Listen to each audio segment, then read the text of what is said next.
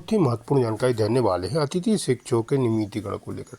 अतिथि शिक्षकों ने अपनी बात मीडिया के सामने रखी और अतिथि शिक्षकों का कहना है कि शासन ने कई बार इनको आश्वासन दिया है इनका नियमितीकरण भविष्य सुरक्षित करने का, लेकिन अभी तक नहीं किया गया है और नियमित शिक्षकों से भी इनको कम मानदेय दिया जाता है।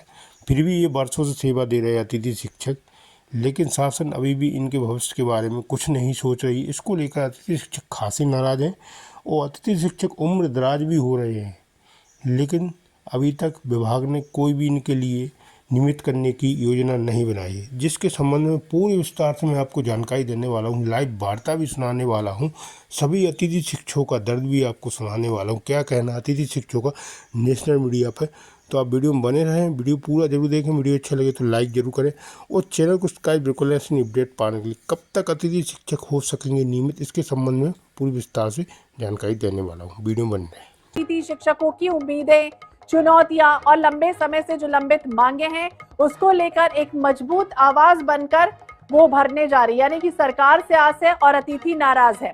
अब सबसे अहम सवाल ये भी है कि आगे की जो दिशा है वो क्या तय होगी। क्या बातचीत के जरिए कोई ठोस रास्ता निकलेगा या फिर ये जो आंदोलन है आने वाले समय में और व्यापक रूप ले सकता है। फिलहाल सभी की नजरें आगे की प्रक्रिया और संभावित समाधान पर टिकी हुई।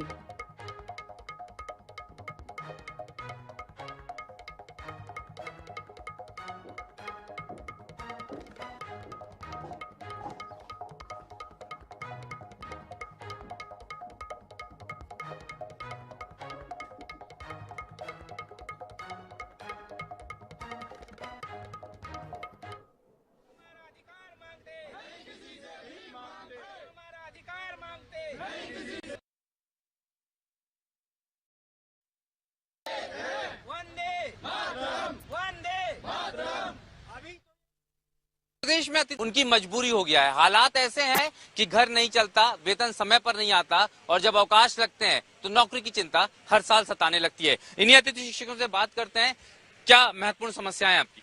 सर, सबसे बड़ी महत्वपूर्ण समस्या ये है कि अतिथि शिक्षक में जो नई भर्ती चल रही है और पुराने लोग हमारे साथी बाहर होते जा रहे हैं, तो इसलिए हम लोग सोच रहे हैं क्यों ना वरिष्ठता के आधार पर और अनुभव के आधार पर सभी अतिथि शिक्षकों को नियमित किया जाए। कितनी दिक्कतें आ रही है और कितनी चिंता होती है भविष्य को लेकर? सर, बहुत चिंता होती है, इतनी चिंता होती है कि हम एक मिनट हम मोबाइल में देखते रहते हैं कि आज न्यूज में क्या आ रहा है। हमारी जो यशस्वी मुख्यमंत्री जो है डॉक्टर मोहन यादव, वो क्या बोल रहे हैं हमारे बारे में, क्या सोच रहे हैं हमारे भविष्य को लेकर, क्या चिंता कर रहे हैं, हम रोज देखते रहते, लेकिन एक भी दिन हमारे पक्ष में नहीं आता है और हमें बहुत चिंता सताती है। सर, हमारे पास ना तो कहीं गुजारा करने के लिए हमारे पास पैसे, 3-3 महीने तक सर वेतन नहीं डलता हमारा और 3 महीने के लिए हमको बाहर कर दिया जाता है। परेशानी में चल रहा है सर, अभी तो क्या बताए, क्योंकि मेरे 3 बच्चे छोटे, ये मैडम सबके छोटे छोटे बच्चे रख के आ रखे और इतनी परेशानी हो रही कि बोल नहीं सकते सर हम। उम्मीद यही की जाना चाहिए इन हालातों को देख के कि खुद डॉक्टर मोहन यादव, जिन्होंने पत्र लिखा था कभी नियमितीकरण के लिए, अब तो फैसला ले, क्योंकि इनकी हालत वाकई में ऐसे हैं कि इस पूरे मसले को मानवीयता के दृष्टिकोण से जरूर देखा जाना चाहिए।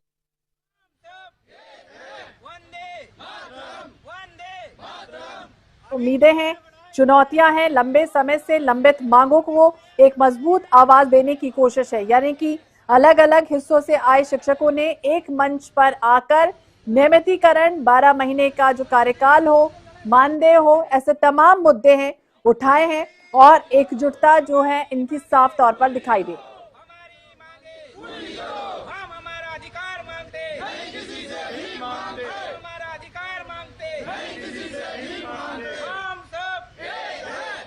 तो अब इनकी मांगों पर किस तरह की जो प्रक्रिया है वो होगी, समाधान कैसे निकल पाएगा, एकजुटान हो रहे हैं, सब एक साथ प्रदर्शन करने की तैयारी है, शाम तक ये प्रदर्शन होगा। इस पर आज हम खास तौर से चर्चा करने जा रहे हैं। हमारे साथ खास पैनल जुड़ गया, हमारे साथ खास मेहमान भी इस वक्त मौजूद है। हमारे साथ हैं शहरयार खान जी, हैं कांग्रेस के प्रवक्ता है। बहुत बहुत स्वागत है खान साहब आपका INH 24/7 पर। महेश कुमार सोनी जी हैं हमारे साथ, प्रदेश संयोजक हैं अतिथि शिक्षक संघ से। महेश जी, आपका भी बहुत बहुत स्वागत है INH में। और सागर कसेरा जी हमारे साथ जुड़ेंगे, बीजेपी के प्रवक्ता हैं। फिलहाल खान जी, आपसे ही समझना चाहेंगे, क्योंकि अगर हम देखें लगातार अपनी मांगों को लेकर अड़े हैं अतिथि शिक्षक और हमने देखा कि किस तरह से ये चाहते हैं कि 12 महीने का इनका जो समय है वो मिले, इन्हें कार्यकाल मिले। 3-3 महीनों से वेतन नहीं मिला। कई तो महिलाएं ऐसी हैं जो अपने बच्चों को घर छोड़कर आई हैं, लगातार अपनी मांगों को लेकर अड़े हैं। सबसे पहले आप क्या कहेंगे इस पूरे मसले को लेकर? देखिए श्वेता जी, मध्य प्रदेश गवाह है 2020 का एक स्वयंभू जनसेवक जो अपने को अतिथि शिक्षकों के नाम पर बड़ी बड़ी बातें करके कमलनाथ सरकार को गिरा कर सड़कों पे उतरने की बात कर रहे थे, आज वो कहाँ हैं?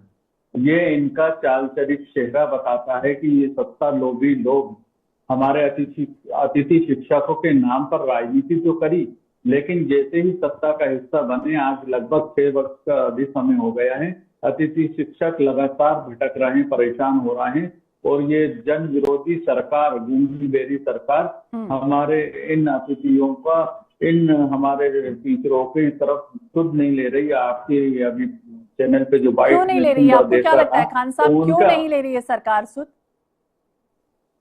देखिए, ये सरकार नियमितीकरण तो छोड़िए, जो नौकरियां हैं उनको भी खत्म करने की दिशा में लगातार काम कर रही है।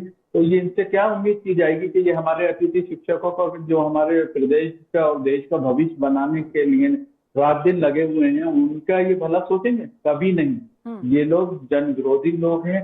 और जो बड़ी बड़ी बातें कर रहे थे कि जिंदा हो तो जिंदा नजर आना चाहिए, अब वो कहाँ पर है? इन अतिथि शिक्षकों की क्यों मांग को लेकर सरकार के साथ बैठ के उनके हित में ऑर्डर नहीं करवा रहे? किसने रोका है? आपकी सरकार है मध्य प्रदेश में, आपकी सरकार है केंद्र में, सब कुछ आपके हाथ में है, सारी चीजें अनुकूल हैं।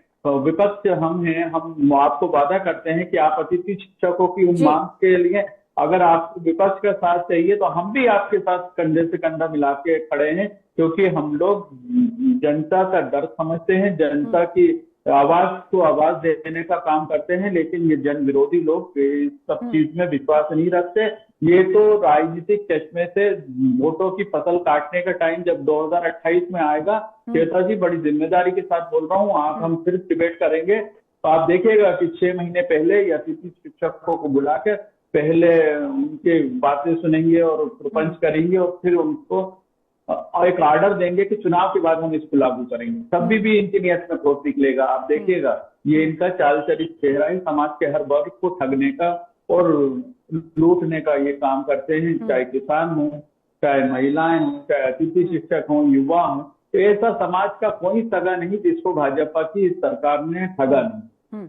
ठीक है खान साहब, आपने वो तमाम जो आरोप हैं वो लगा ही दिए हैं। विपक्ष के नाते ये आपकी जिम्मेदारी भी बनती है। दूसरी तरफ बीजेपी फिलहाल तो अभी नहीं है हमारे साथ प्रवक्ता, लेकिन आपसे समझना चाहेंगे महेश जी, आखिरकार क्या बड़ी वजह बन गई जिसकी वजह से इतने बड़े वृहद आंदोलन की जरूरत हुई? तमाम अलग अलग क्षेत्रों से अतिथि शिक्षक पहुंच रहे हैं। क्या लगता है, सबसे पहले तो ये बताइए कि आपकी प्रमुख मांगे क्या है जिससे समाधान निकलने की कोशिश हो?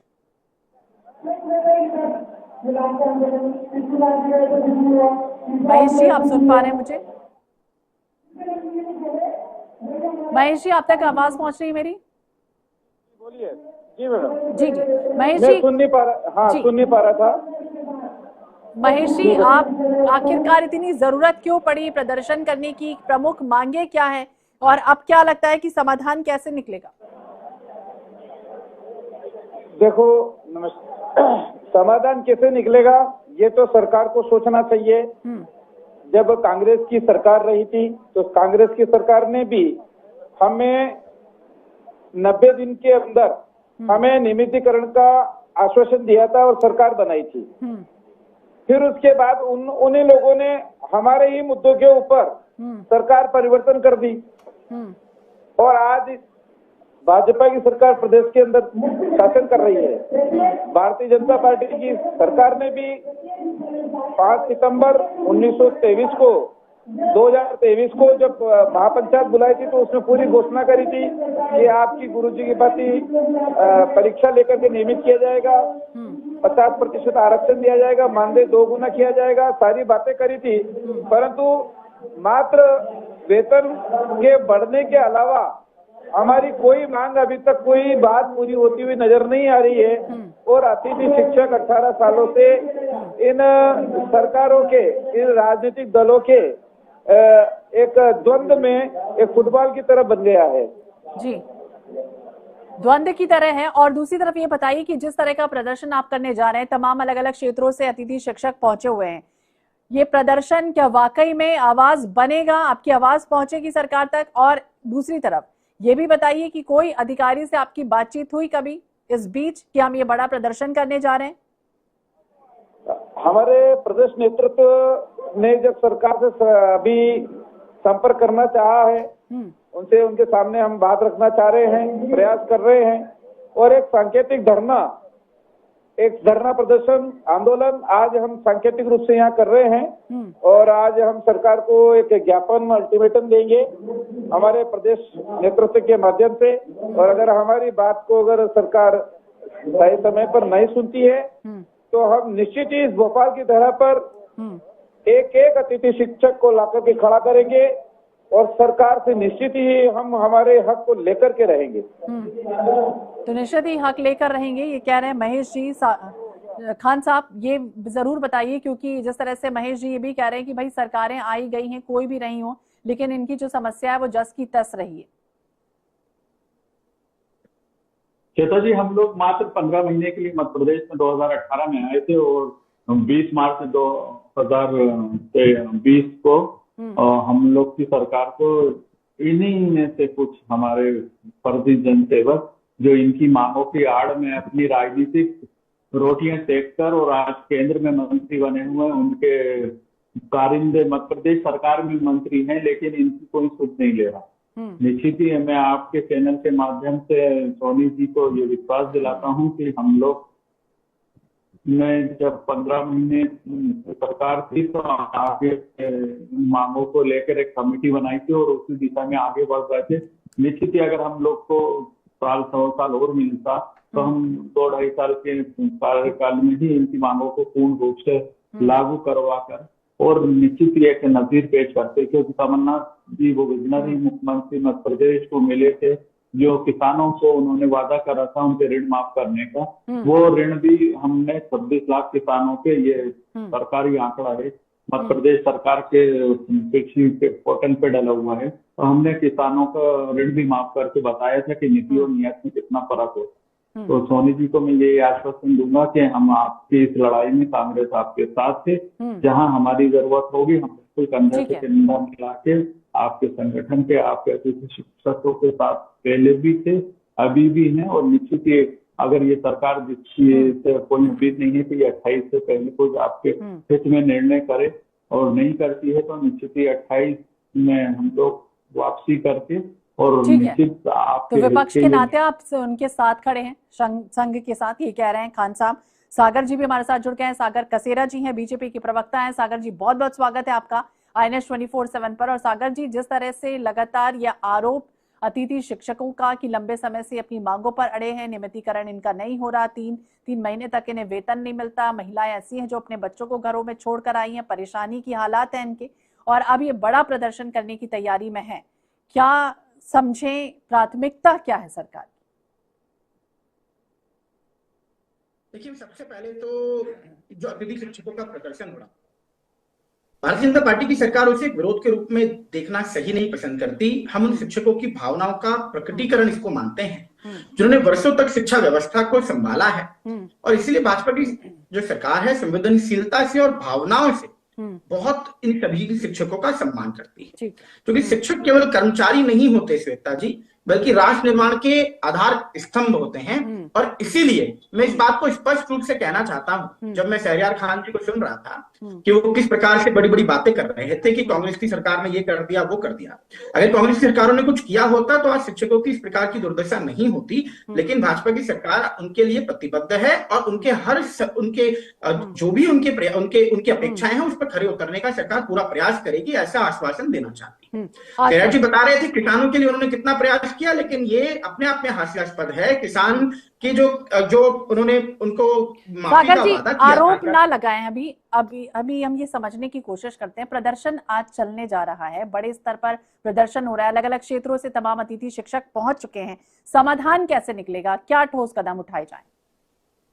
देखिए, मैंने स्पष्ट रूप से कहा श्वेता जी क्योंकि विषय जो है वो मानदेय का है, तो भाजपा की सरकार ने 9,000 से 18,000 उसे किया है वर्ग 1 का। वर्ग 2 में हमने ऑलरेडी 7,000 से 14,000 उसे किया जा चुका है, और वर्ग 3 में 5,000 से 10,000 हो चुका है। ये बढ़ोतरी मात्र नहीं है, बल्कि वर्षों के उनके संघर्ष की आज वास्तविक स्वीकृति है जो भाजपा की सरकार ने किया है। अब जो लोग आज सड़कों पर खड़े होकर सरकार पर सवाल उठा रहे हैं, उन्हें सबसे पहले यह बताना चाहिए कि वर्षों तक जब सत्ता में कुछ लोग रहते थे तो उन्होंने सिर्फ आश्वासन दिए थे, समाधान नहीं दिए। अब भर्ती में 50% आरक्षण का ऐतिहासिक निर्णय भी श्वेता जी भाजपा की सरकार ने ही किया है। जहां पहले 25% आरक्षण था, उसे बढ़ाकर हमने 50% किया है। अब एक क्वेश्चन ये भी आ सकता है कि इतना सब कुछ किया है तो समस्या क्यों उठ रही है और शिक्षक नाराज क्यों है? तो मैं विशेष तौर से कहना चाहता हूं क्योंकि अपेक्षाएं बढ़ी, और ये अच्छी बात है। जब 18 साल तक इनका शिक्षकों के हित में कुछ हुआ नहीं, तब आवाज भी धीमी थी। लेकिन आज जब भाजपा की सुशासन में समाधान हो रहा है, तो इसीलिए लोग और बेहतर की उम्मीद कर रहे हैं। तो यह असंतोष हम इसको नहीं मानते, हम इसे सरकार में भरोसे का संकेत मानते हैं कि भाजपा की सरकार सुनती है, और इसीलिए जो भी शिक्षकों की मांगे हैं उसे संवैधानिक रूप से, कानूनी रूप से जो उसमें से जो मांगों को पूरा किया जा सकता है, उसके लिए सरकार प्रतिबद्ध है। मोहन यादव जी की सुशासन की सरकार उस पर प्रयास करेगी कि शिक्षकों की सभी मांगों पर काम किया जा सके। ठीक है सागर जी।